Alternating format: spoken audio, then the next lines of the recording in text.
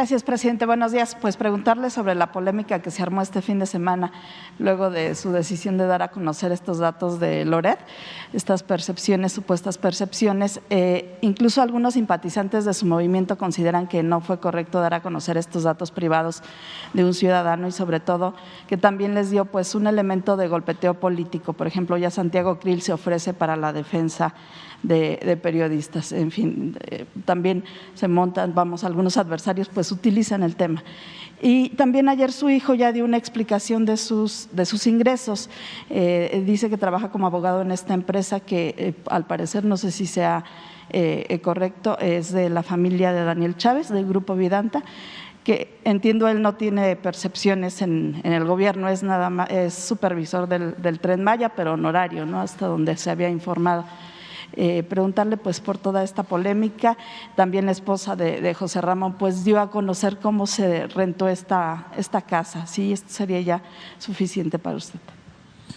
Pues yo pienso que debe de transparentarse todo. El que nada debe, nada teme.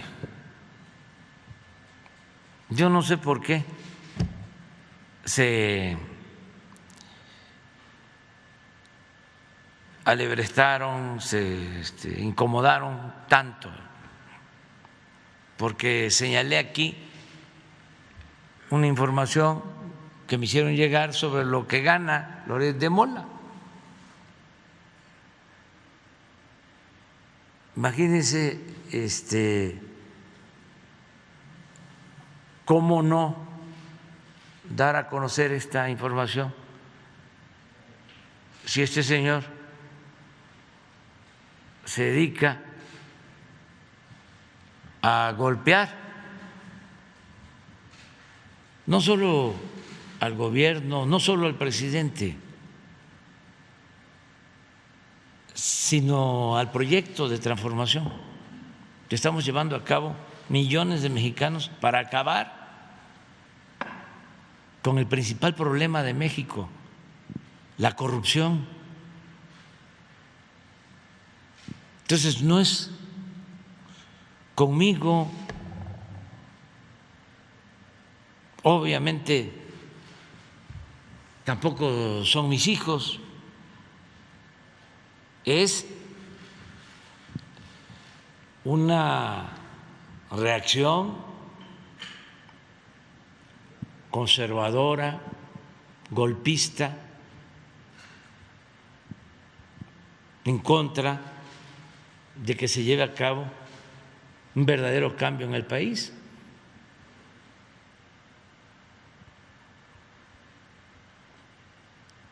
Y esto no se conocía, porque además de que saqueaban y robaban, no perdían ni siquiera su respetabilidad.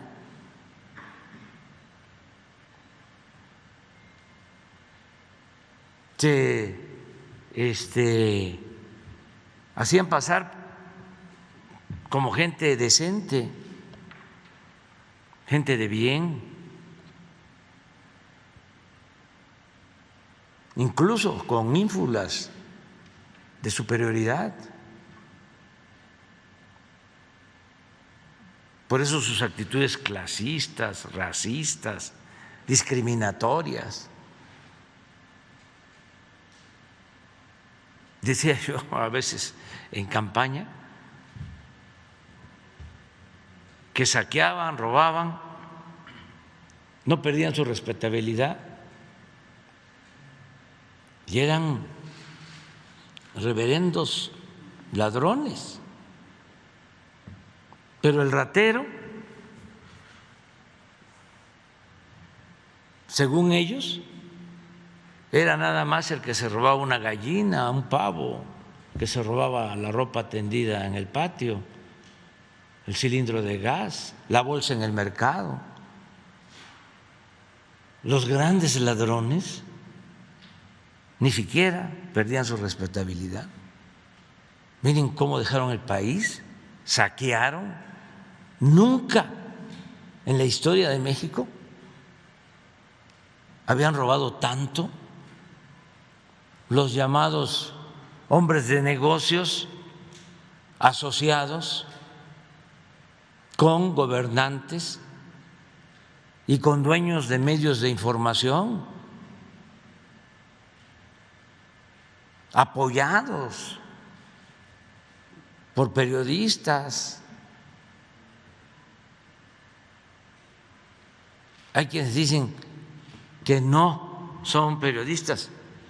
Sí, son periodistas, nada más que golpeadores, mercenarios, vendidos, alquilados. Es una historia que se repite cada vez que se busca una transformación. El conservadurismo corrupto, inmoral, se lanza en contra de los que buscan la transformación y la defensa del pueblo.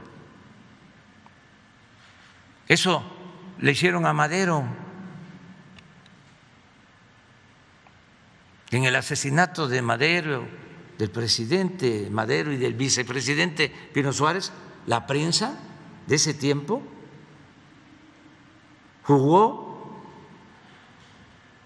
un rol, un papel nefasto, un papel golpista. Tenían abierta una campaña en contra del presidente Madero, lo acusaban de todo. Hasta los periodistas o artistas que en aquel entonces ya empezaban a destacar y luego fueron grandes maestros del arte, y el ejemplo más claro es el de José Clemente Orozco, que hacía caricaturas y ponía a Porfirio Díaz como gigante y a Madero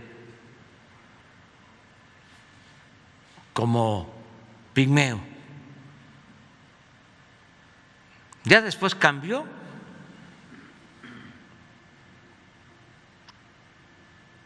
Entonces, no estamos para medias tintas. Es que no se ha escuchado bien. Desde que llegamos, estamos impulsando una transformación, un cambio. Y no es el quítate tú porque quiero yo. No llegamos aquí para que continúe lo mismo. No es más de lo mismo. No somos Fox. Acuérdense cómo engañaron en el 2000 de que iba a haber un cambio. ¿Hubo cambio? Nada. Fue lo mismo. Secretario de Hacienda de Fox era el subsecretario de Hacienda de Salinas. Y siguieron con la misma política económica, la misma política de saqueo. Entonces, lo hemos dicho no sé cuántas veces, de que la gente votó por nosotros para llevar a cabo una transformación, para limpiar de corrupción al gobierno. Y a ver, ¿por qué no pones el cuadro de Loret de Mola?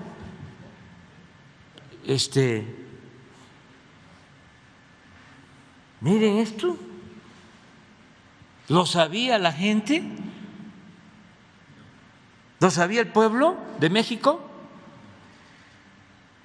De que ese señor tiene ingresos como periodista por 35 millones de pesos al año, 2,5 millones de pesos al mes. ¿Quién gana eso? Un científico, un intelectual. El presidente gana, ¿cuánto es? Haciendo la cuenta, pues 10 veces menos. ¿Y por qué gana tanto ese señor? Porque le pagan los de la mafia del poder para atacarme, debilitarnos y que regrese el mismo régimen de corrupción. Yo hasta celebro, la verdad, me dio gusto de que echaron a andar un mensaje o promovieron un mensaje. El foro que hicieron, no sé cómo le llaman a eso, para que todos pusieran algo así como yo soy Loret, ¿o cómo? Todos somos Loret. Imagínense, se me cae la cara de pena, de vergüenza. Todos somos Loret. Afortunadamente no fueron muchos.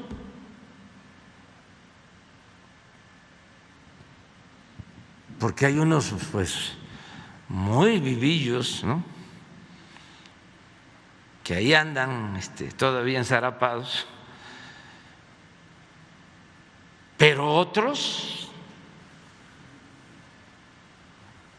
que ya sabemos, ¿no?, desde hace tiempo han mostrado lo que son, que tampoco debe de avergonzarlos. Son conservadores. Lo importante que ahora ya se están quitando la máscara, porque engañaron durante muchísimo tiempo de que eran liberales, independientes, de la sociedad civil.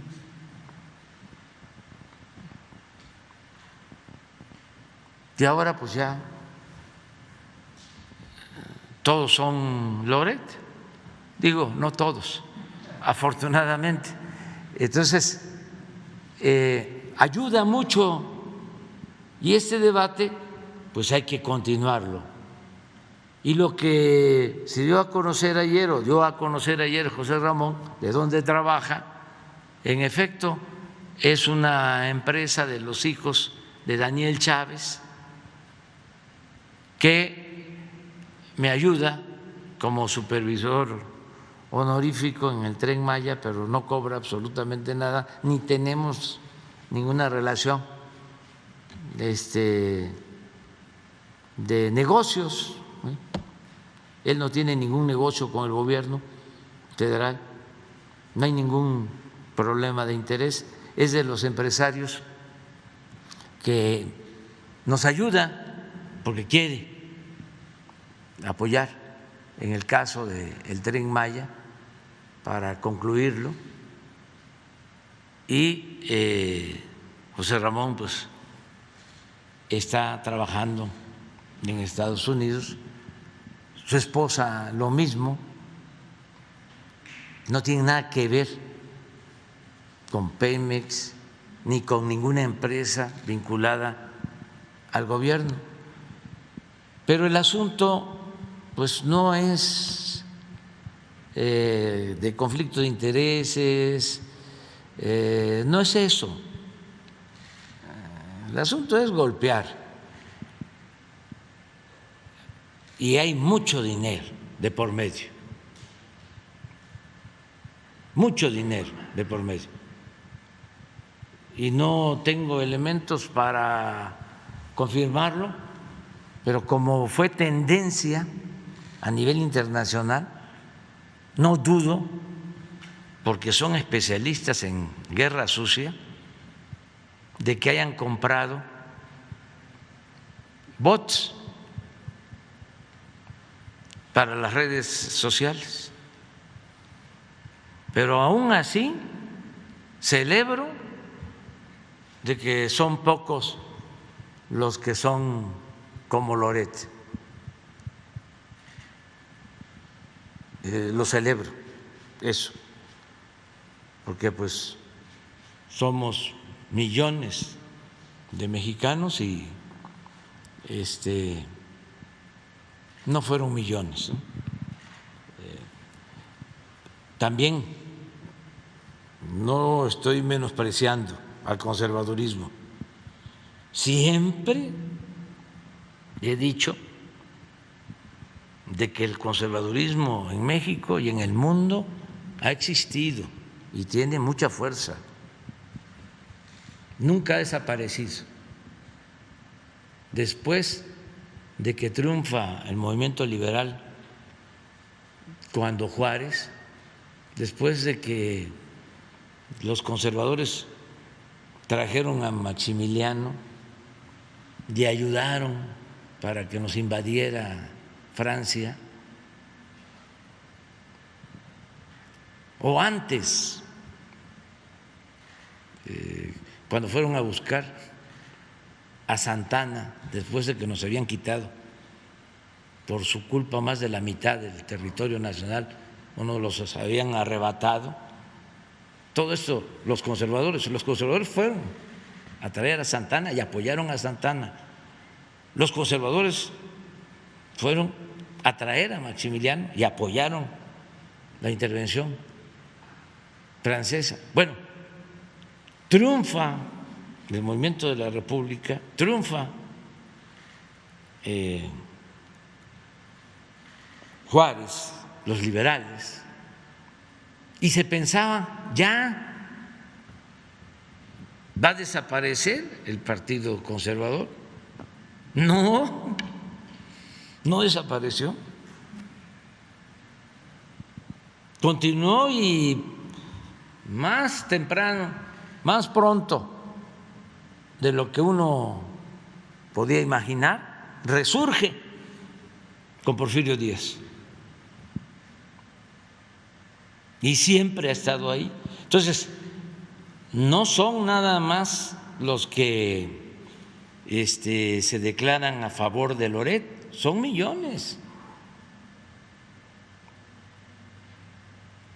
Unos, ya lo he dicho, por defender intereses, porque pues eran los dueños de México y hacían jugosos negocios al amparo del poder público, saqueaban. Y otros por ideología,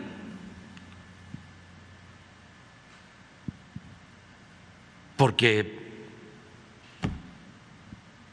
les molesta todo lo que signifique defender a los pobres, les incomoda.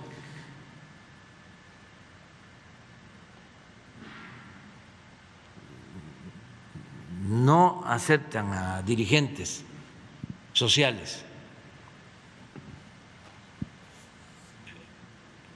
Por eso el repudio hacia mí. Yo, por ejemplo, antes iba yo a alguna parte, ya lo he platicado eso, en un avión y llegaban estos conservadores de clase media, es un sector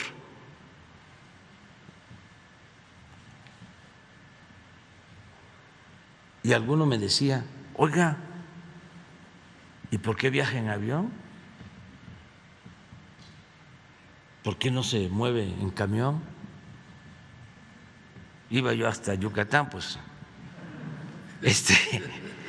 tenía yo que ir en avión, pero me acordé de un día que estuve en Cuba y llegamos a comer a un restaurante. Allá los restaurantes particulares le llaman paladar, y es donde uno puede comer, pero sí es para turistas y para la gente que paga en dólares, o así era antes, ¿no? Y estaba un grupo ahí y llegamos a comer con Silvio Rodríguez y una gente así, con esas características, conservadora, y le dije, ¿y tú qué haces aquí, no? ¿Por qué vienes a comer aquí? No sé qué le contestó Silvio, pero porque los otros lo estaban saludando y pidiéndole autógrafos y todo, pero porque siempre destacan algunos, ¿no? Y regresa Silvio a la mesa y me dice, esto me pasa con alguna frecuencia. Le digo, a mí también. Y dice, una vez estábamos en Madrid en un acto con Facundo Cabral y alguien se paró y nos dijo, ¿y cómo llegaron hasta acá? Y Facundo les contestó, veníamos a caballo, pero se nos ahogó el caballo en el Atlántico. Pero ese es el pensamiento que existe. Entonces son las dos cosas, y esto es muy importante, porque nos vamos definiendo y que sepan pues que yo no me voy a dejar.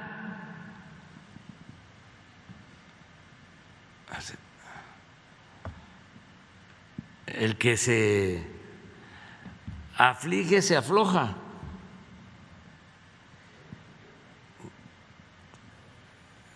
Tenemos que seguir defendiendo la Cuarta Transformación. Y voy a pedir al Instituto de la Transparencia, lo que pasa es que como me fui de gira, no tuve tiempo para hacer el oficio, porque necesito que se investigue sobre los recibos y las facturas y ver si es cierto y transparentar esto.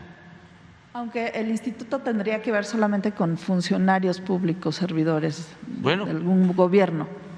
Pero no es el caso de él. Yo también soy ciudadano. No, vamos, pero los ingresos de Loret, finalmente él no es un servidor público, no tendría por qué informarlos el instituto. Todos estos medios tienen que ver con lo público, todos.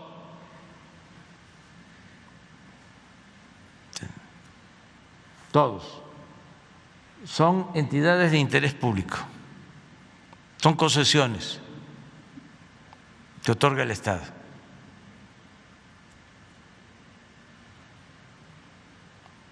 Y es importante también el debate sobre esto, a ver qué nos dicen, no nos adelantemos. Pero estuvo muy bien lo del todos somos Loret.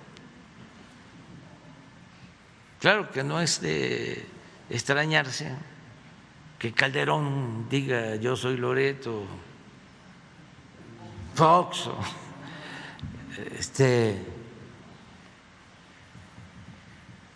Krause no dijo lo que es Loret, ¿no?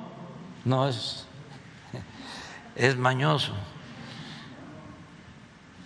pero así famosos, así. Me imagino que los dirigentes del PAN, del PRI, ¿se acuerdan cuando yo decía de que eran lo mismo y no lo creían, que era lo mismo el PRI y el PAN, el PRIAN? ¿Y en qué terminó?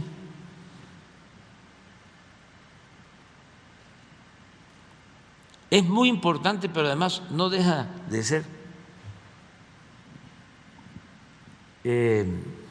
atractivo el que se combata la simulación.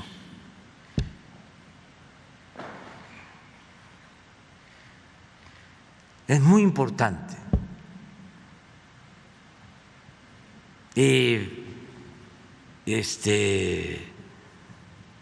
Yo los invito a seguir adelante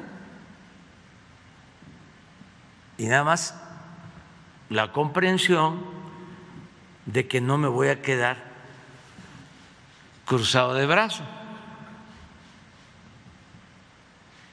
porque soy ciudadano y tengo derecho, ¿no?, a informar, pero sobre todo a defender el proyecto por el que luchamos muchos,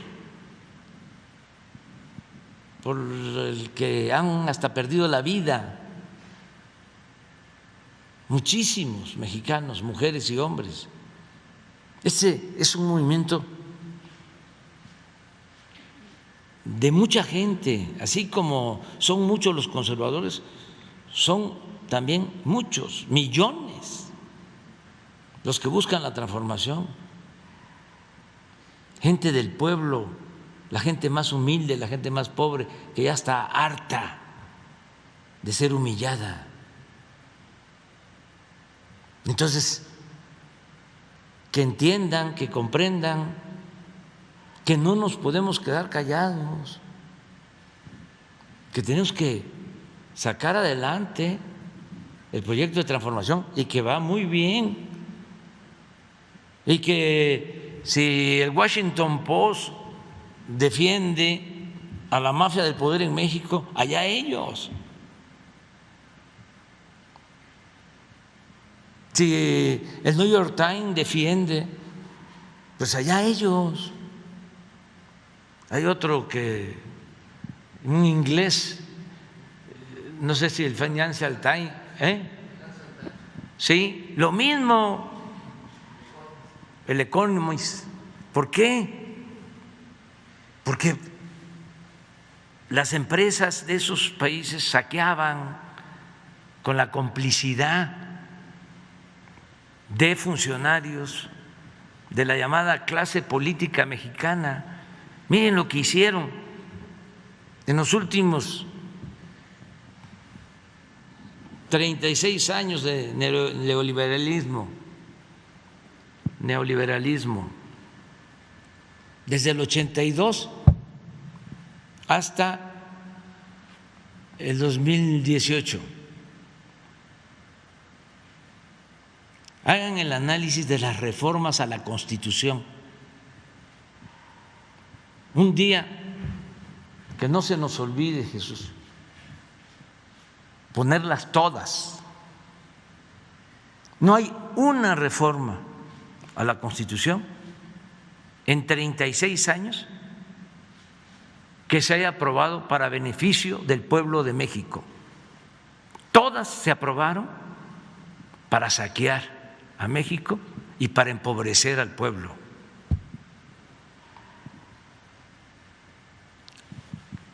¿Qué es la reforma fiscal? Que es aumento de impuestos. ¿Qué es la reforma energética? Para entregar la industria eléctrica y el petróleo. ¿Qué es la reforma a la seguridad social? Para entregar el manejo de las pensiones a las AFORES. ¿Qué? La subcontratación para no pagar prestaciones a los trabajadores. La privatización del ejido. Hoy, y eso es tema de investigación, los ejidatarios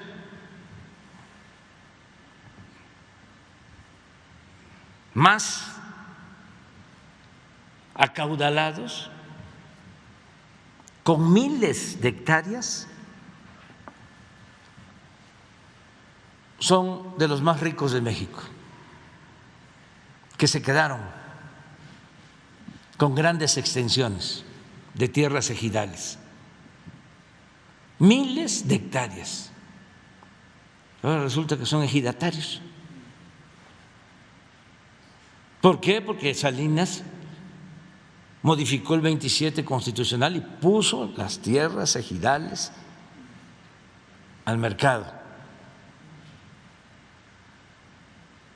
Y así todo. ¿Qué les parece poco el que en 36 años se haya deteriorado el salario en un 75%? Que se haya producido una pérdida de poder adquisitivo del salario de 75%.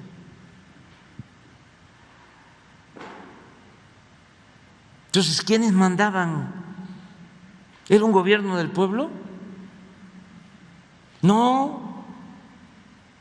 Pues por eso Claudia X González y todos ellos en contra. Además, ¿no les parece una gran injusticia que deberíamos de estar alarmados, sorprendidos y sobre todo condenando el que durante todo el periodo neoliberal los más acaudalados, los más ricos de México no pagaban impuestos? ¿Les parece poco?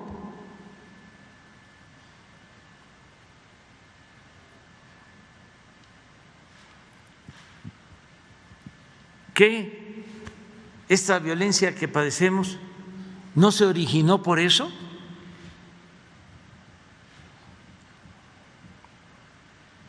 ¿Les parece poco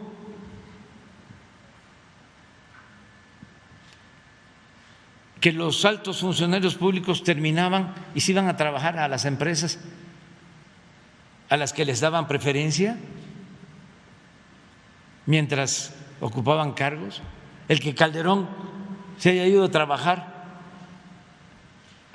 a Iberdrola, la empresa española que monopoliza ya parte del mercado eléctrico en el país, o que Zedillo haya vendido los ferrocarriles y haya entregado los bancos y los haya rescatado, más que nada, y terminando su mandato se fue de asesor a esas empresas extranjeras. ¿O fue poco el que el jefe de la Policía de Seguridad Pública de Calderón esté en la cárcel acusado de tener ligas, acuerdos con la delincuencia organizada? El secretario de Seguridad Pública y su equipo. ¿Eso es lo que defienden? Pues todos ellos son Loret.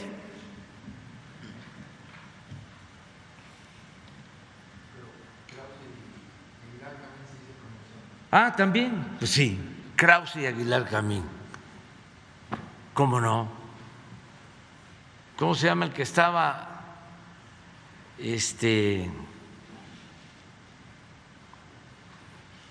en el CONACYT? ¿No será que también? De los científicos. Narro no está, no se pronunció Narro. A ver, búsquenlo.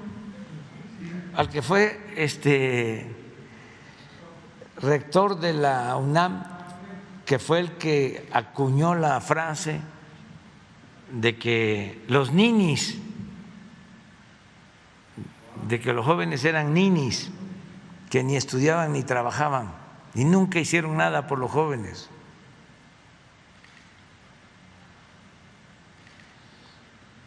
Es un timbre de orgullo enfrentar a esta mafia de poder económico y de poder político. Y es muy bueno para el país, para la purificación de la vida pública de México, el que no haya simulación. Dicen los moderados que se quieren pasar como objetivos, que para qué trato estos temas.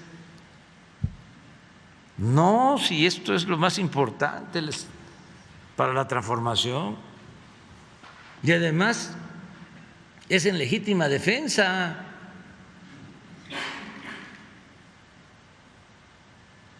Son golpistas, preparan el terreno. ¿Qué? ¿Ya no vivimos nosotros la campaña del peligro para México? ¿Cómo acuñaron esa frase? Un publicista mercenario de Estados Unidos, que fue el que acuñó la frase, y con la repetición, porque como controlaban todos los medios, como decía Goebbels, una mentira que se convierte, que se repite muchas veces, se convierte en verdad, o la pueden convertir en verdad. Ya lo hemos padecido. No, ya no va a ser así. Ahora tenemos que defender la transformación, y vamos muy bien, porque la gente entiende. Entonces, ¿cómo no van a entender si antes no recibían nada los pobres? Todos se lo robaban. ¿Cómo van a recibir becas los estudiantes pobres si le entregan a un periodista golpeador 35 millones al año? Además, ¿cuántos se llevaban los medios y cuántos contratos recibían? Pues ese es el asunto. ¿Narro fue orador? No, pues pero están en su derecho. Y adelante, vámonos. Nada más que vamos a estar nosotros informando, porque imagínense estas campañas y nosotros quedándonos callados, mucha gente podría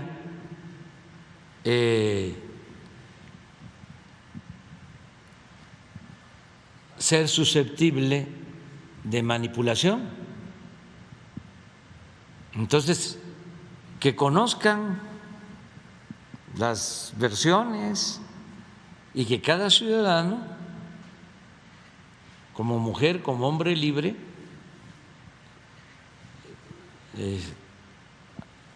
defina o reafirme su criterio, pero que haya información, porque antes no había.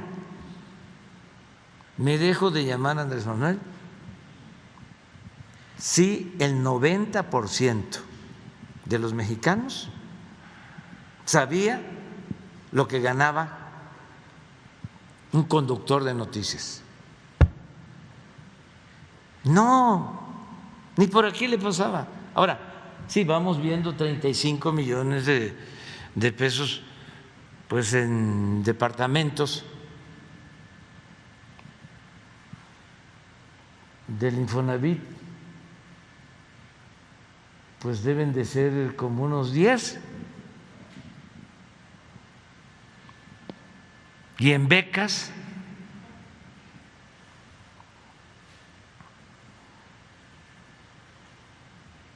pero esto, 10 veces más que el presidente. Y aquí no estamos hablando de bienes, porque eso es lo otro. Yo declaro mis bienes y son públicos. ¿Y por qué no van a ser públicos los bienes de Loret o de López Dóriga o de Krause o de Aguilar Camín, etcétera, etcétera, etcétera? O de los dueños de los medios de información públicos. Transparencia. Por eso es muy importante la autoridad moral, porque si no, no se podría cambiar nada.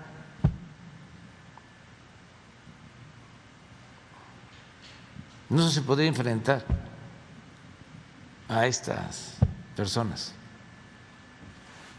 Y nada más preguntarle qué espera de la audiencia de hoy del ex candidato presidencial Ricardo Anaya, que está citado por el caso Odebrecht y también por estos presuntos sobornos para la aprobación de la reforma energética. Varias veces ya se han diferido estas audiencias. Pues no se ha presentado. Es lo mismo. Imagínense, me llamó la atención de que lo de la casa que rentó la esposa y José Ramón,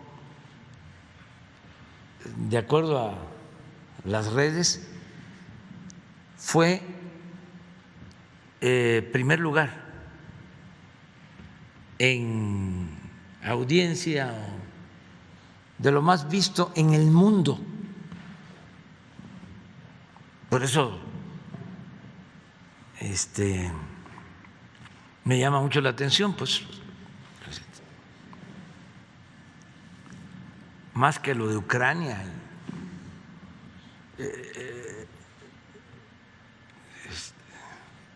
Ahí va a ir saliendo quién pagó, si es que hubo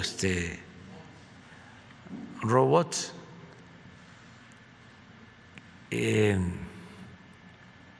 Ojalá y Twitter ayudara, ¿no? Siempre le hemos pedido eso, a transparentar sobre cómo funciona este tipo de campañas y quién paga y qué es público y qué se mantiene en el anonimato, o cómo venden, cómo contratan servicios. Todo eso sería muy importante. Pero bueno, imagínense, hablando de todas estas barbaridades cometidas durante el periodo neoliberal llegaron a dar dinero a los diputados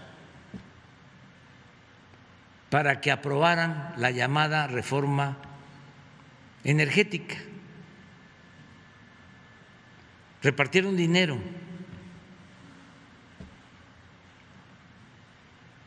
¿Sacó algún reportaje sobre esto Loret de Mola? No creo, ¿eh? Pero en cualquier país esto sería un escándalo. Repartirle dinero a legisladores para votar.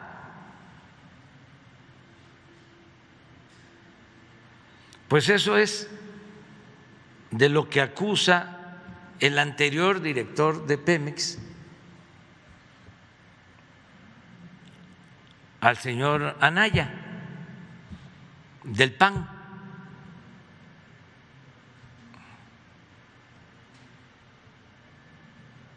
Vamos a ver en qué termina la investigación.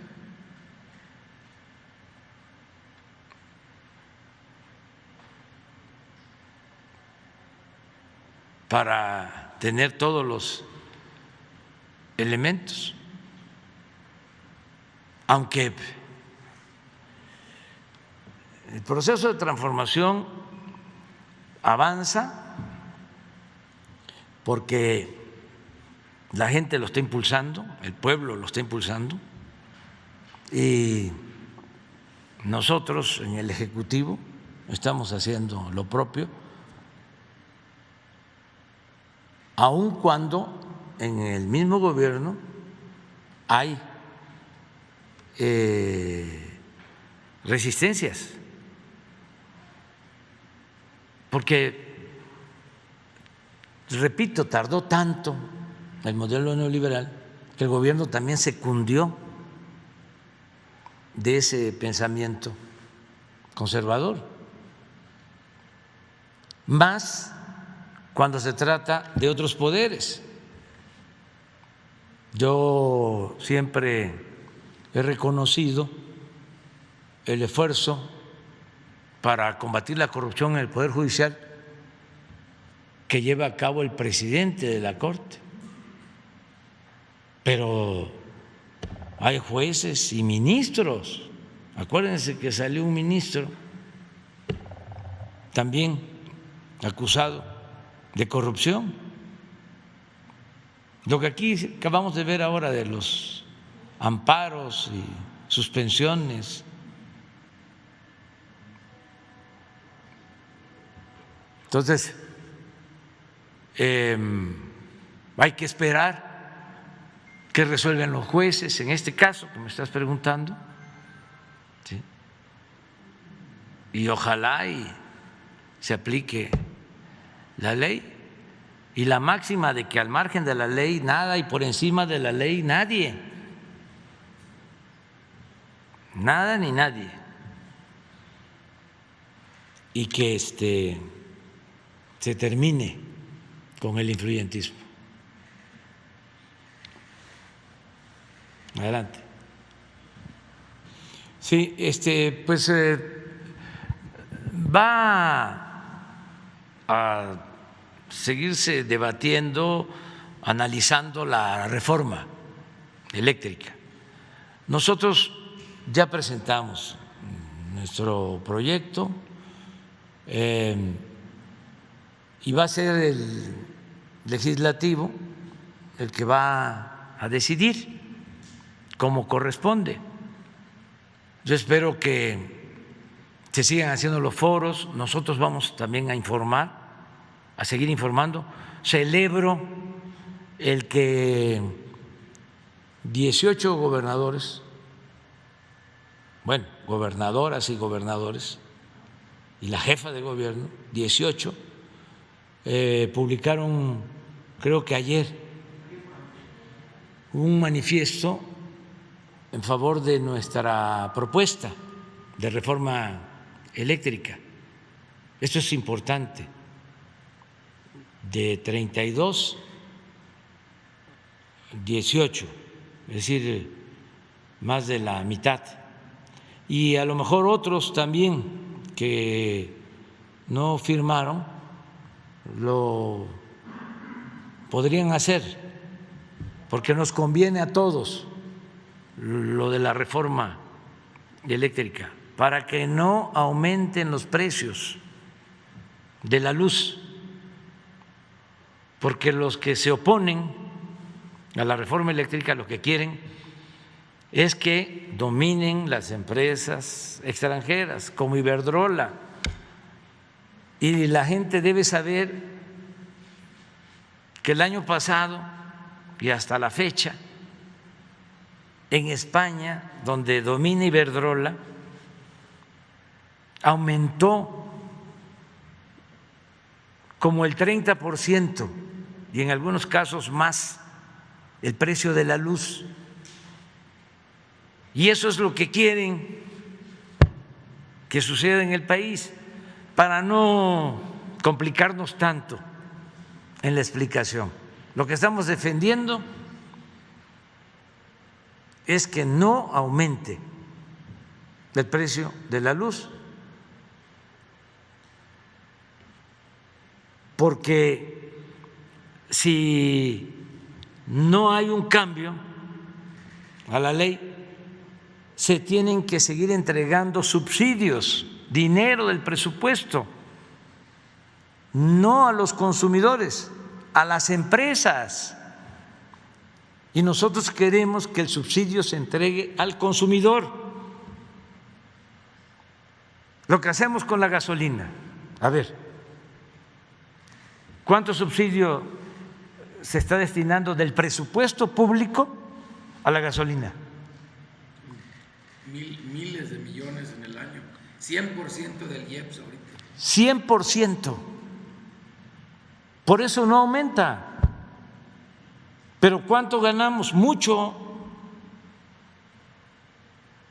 Porque si dejamos a las empresas particulares, pues la gasolina se va a las nubes, y la carestía y la inflación y lo que aumentamos de salario se borra. Entonces sí es importante el subsidio, pero para la gente, no para las empresas. Y eso es lo que está en debate.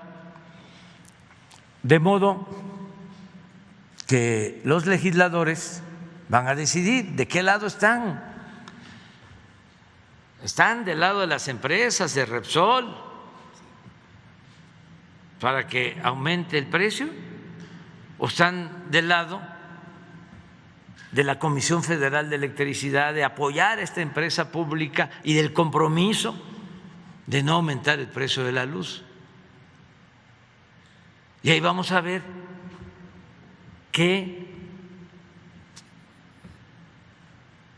tanto son representantes populares los diputados y los senadores. Todo esto es importantísimo. Son tiempos interesantes que estamos viviendo. ¿Pero cómo le vamos a llamar a alguien representante popular si no representa al pueblo, si no defiende los intereses del pueblo, si es representante de las empresas o de un sector? Van a ser los legisladores, para contestar tu pregunta. Y la otra, sí, me voy, vamos a salir desde el miércoles, pasado mañana por la tarde, porque el jueves la reunión de seguridad, la conferencia de prensa va a ser en Tijuana. Y vamos en Tijuana también a supervisar dos obras que se están proyectando. Un segundo piso por toda la línea fronteriza, son 10 kilómetros de segundo piso, y nuevas instalaciones en Tijuana para aduanas. Entonces son dos actos. Y de ahí vamos a Nogales, a Sonora, a la aduana también, para definir el proyecto de libramiento de la ciudad de Nogales, que atraviesa la ciudad del ferrocarril desde hace mucho tiempo, y queremos liberar la ciudad y que haya desarrollo urbano en la ciudad y hacer este libramiento de las vías férreas y ponernos de acuerdo con Estados Unidos para reubicar las aduanas, tanto del lado estadounidense como del lado mexicano. Entonces, nos vamos después a Juárez. El viernes va a ser también la reunión de seguridad y la rueda de prensa en Juárez. Y vamos a la aduana de Juárez, que es además histórica. Y por la tarde vamos a la aduana de Piedras Negras. Es toda la frontera. Y de ahí, al día siguiente, el sábado, que es el Día del Ejército, vamos a estar en la Hacienda de Guadalupe, donde Venustiano Carranza suscribió el Plan de Guadalupe, y ahí vamos a conmemorar el Día del Ejército. Y todavía ese día, sábado, vamos a estar al mediodía, por la tarde, en Nuevo Laredo, también en la aduana. Hasta ahora ese es el programa.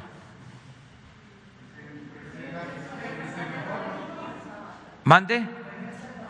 Es probable, no, sí, regreso el sábado por la noche porque el domingo voy a tener una reunión con los presidentes municipales de la montaña de Guerrero, en Chilpancingo.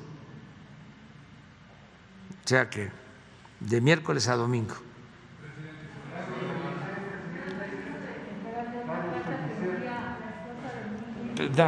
Sí.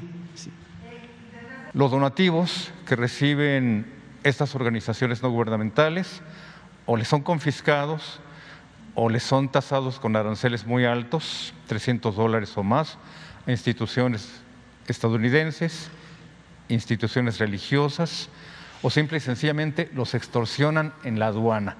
Qué bueno que va usted a poner ese orden. Sí hubo abuso en algunas organizaciones que se dedicaban a otro tipo de labor en Tijuana, que la mayor parte del recurso iba a dar a sus grandes rentas de casas, a las grandes rentas de los locales, un poquito aquí para el apoyo y tapar del ojo al macho a las necesidades. Pero en materia de migrantes, presidente, le puedo garantizar, y no solamente a título personal, envíe a una persona suya de confianza, alguien honesto, para que supervise. He estado en los albergues, he visto de coordinadores que comen los mismos frijoles y las mismas tortillas que sus propios refugiados. Investíguelo realmente con la gente de su confianza.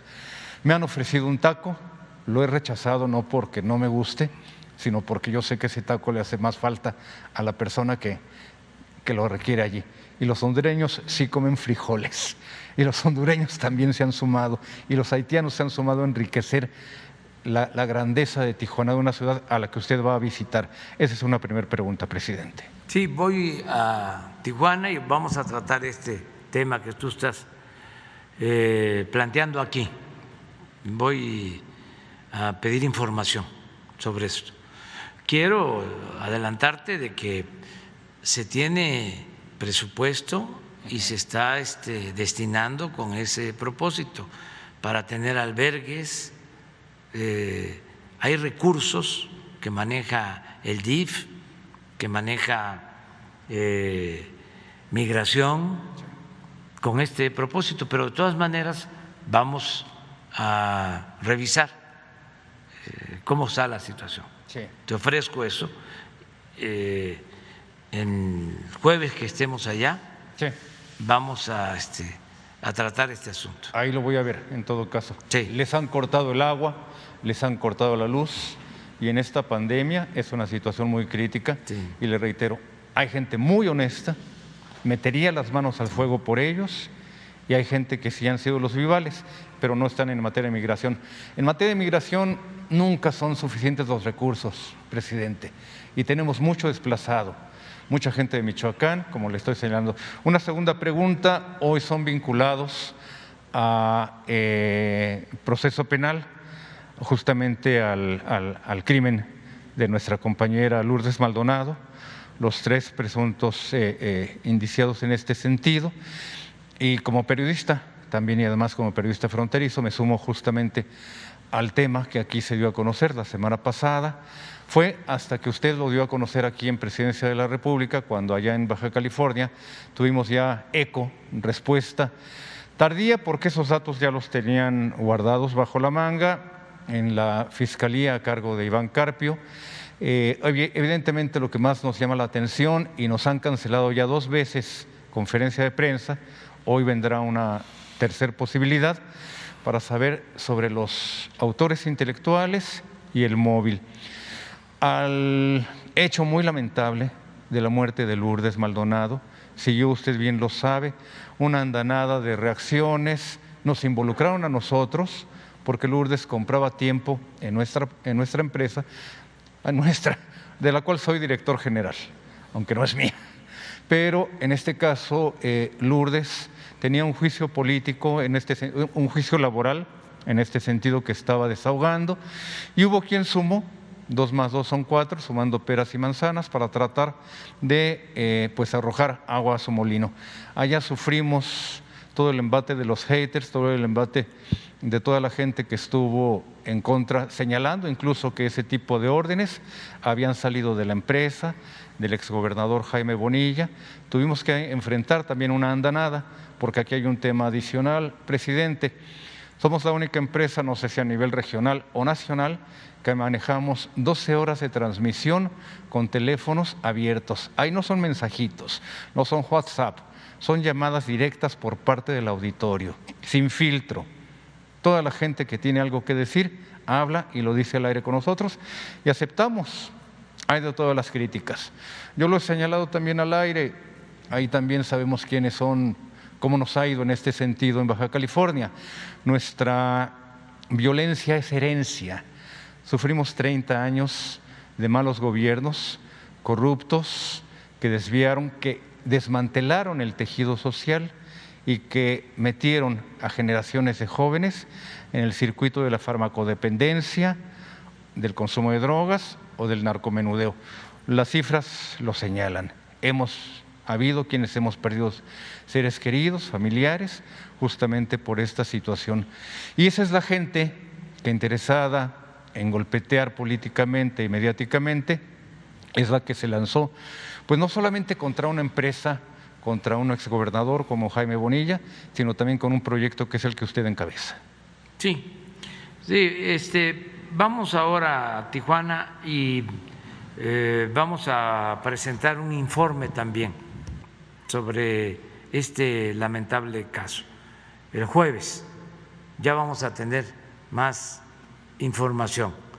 Se tienen ya detenidos y se está buscando la autoría intelectual, pero sí se está avanzando. Y desde luego estamos viviendo, y es la mejor manera de transmitirlo. Estamos viviendo tiempos de sopilotes, tiempos de canallas. Pero no me refiero al pueblo, y para que les moleste más, al pueblo bueno. Me refiero a la llamada sociedad civil o clase política. Sí. De veras. Sí. Yo admiro como escritor, que es mucho mejor que Krause y que Aguilar Camín, a Paco Ignacio Taibo. Son gustos, ¿no? Sí. Y hace unos días platicábamos, porque estamos publicando libros como nunca, en el Fondo de Cultura Económica, y libros al alcance de todos, libros de 10 pesos, de 15 pesos, y colecciones que se están distribuyendo de manera gratuita. Y estamos platicando sobre los libros, y me trae libros de regalo. Ahora estoy leyendo uno que me trajo él precisamente, que escribió Trotsky sobre Stalin, que es muy buen libro, aun cuando para mí el mejor libro de Trotsky es el de la historia de la Revolución Rusa. Es magistral, porque era un buen escritor. Pero estábamos hablando sobre sus obras. Paco Ignacio escribió sobre Villa, sí, sobre el Che, tiene muchas cosas ahora sobre los liberales, se llama Patria, son creo que 3 o 4 tomos, 3, sí, me tocó leerlos porque tuve que presentar uno y me puso esa tarea. Pero le decía yo, aún siendo él, y esto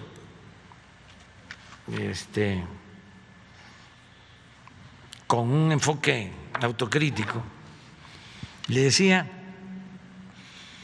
de que aún con sus posiciones como escritor, políticas, ideológicas, bien definidas, y ser, por ejemplo, que se le nota, ¿no?, villista, le decía yo que el mejor libro para mí que ha escrito, bueno, aparte de que Katz es de los que ha escrito más, o sea, que ha hecho más investigación sobre Villa, y Salmerón, que hizo el libro sobre la formación de la División del Norte. Ese es un libro extraordinario. Pero Paco Ignacio también. Pero le decía que aún con lo de Villa, con lo del Che, con todo lo que ha publicado, para mí su mejor libro, que por cierto no es muy extenso, es el de Tiempos de Sopilotes. Lo recomiendo. Ahora el 23 de febrero vamos a hacer un homenaje porque vamos a recordar un aniversario más del asesinato de Madero. Y es un libro que él escribe no siendo del todo maderista, porque en la izquierda mexicana no se le dio a Madero durante mucho tiempo su lugar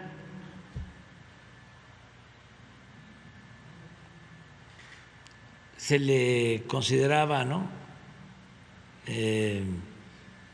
hacendado, que no quiso o no pudo hacer el acuerdo con los campesinos, con los zapatistas para la devolución de la tierra. Pero Madero tiene cosas extraordinarias, es un gran dirigente, hombre bueno, apóstol de la democracia.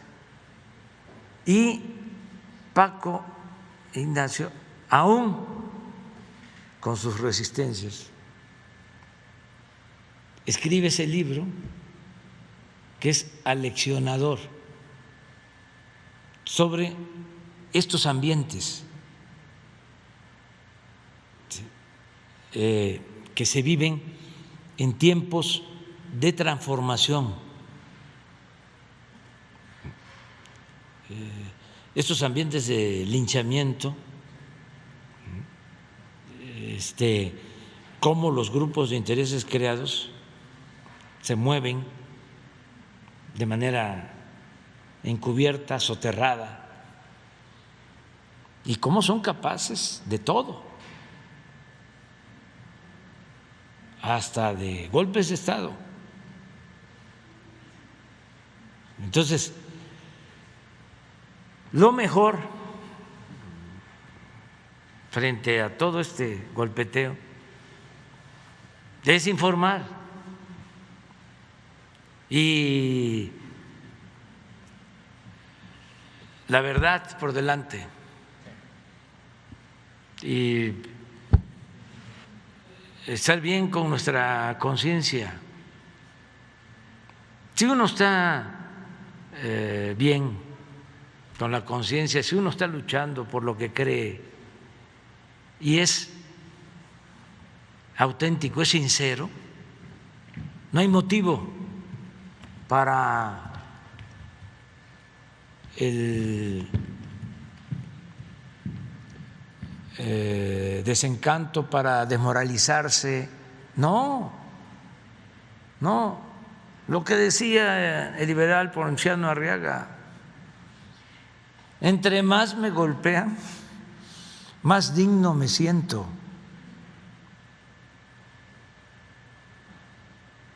Imagínense si no tuviese yo diferencias con lo de Mola, ¿no?, o con Krause, o con Aguilar Camín, o con los dueños del Reforma, diría yo, algo anda mal. ¿Qué transformación? Ni qué 8 cuartos. Es más de lo mismo. Pero no, es un timbre de orgullo de luchar para transformar. Que no se nos olvide cómo han tratado a los que han luchado por la justicia, por la democracia, por la libertad. Imagínense lo que hicieron los conservadores. A ver, ya lo he dicho varias veces, pero no voy a dejar de repetirlo. Hidalgo, el padre de nuestra patria, proclamó la abolición de la esclavitud y despertó un odio que no solo le cortan la cabeza, sino la exhiben 10 años en la plaza principal de Guanajuato. 10 años la cabeza al padre de nuestra patria, al cura Hidalgo, porque se atrevió a defender a los esclavos, a los desposeídos. No, el conservadurismo es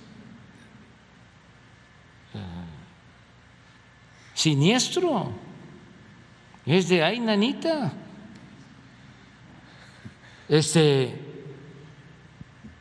Y así, pero no por eso les vamos a dejar libre el terreno.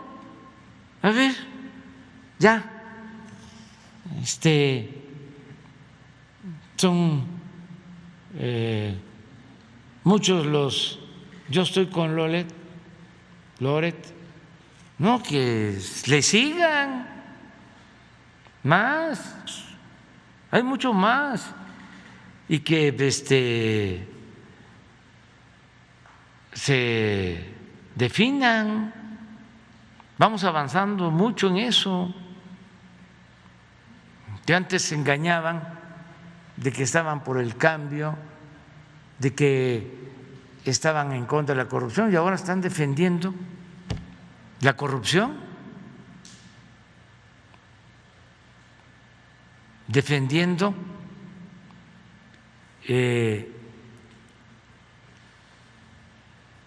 la manipulación en los medios, defendiendo a la mafia del poder. Y no es Loret solo, y no son los 20,000, 60,000, 350,000 que dijo Calderón o 1,000,000, no, son más, son mucho más. Pero qué bueno que se esté llevando a cabo este debate. Me preguntaron allá en la gira, en Yécora, que sí, qué opinaba yo. Dije que era bueno el debate, el ventilar esto. Y vamos a seguir. Y ahora que voy a enviar el informe o la solicitud de informe a Transparencia, les voy a entregar la copia de la carta y ojalá, porque también sería conveniente que otros dieran a conocer cuánto ganan y sus bienes, cómo le hicieron para tener tanto dinero. En el periodo neoliberal,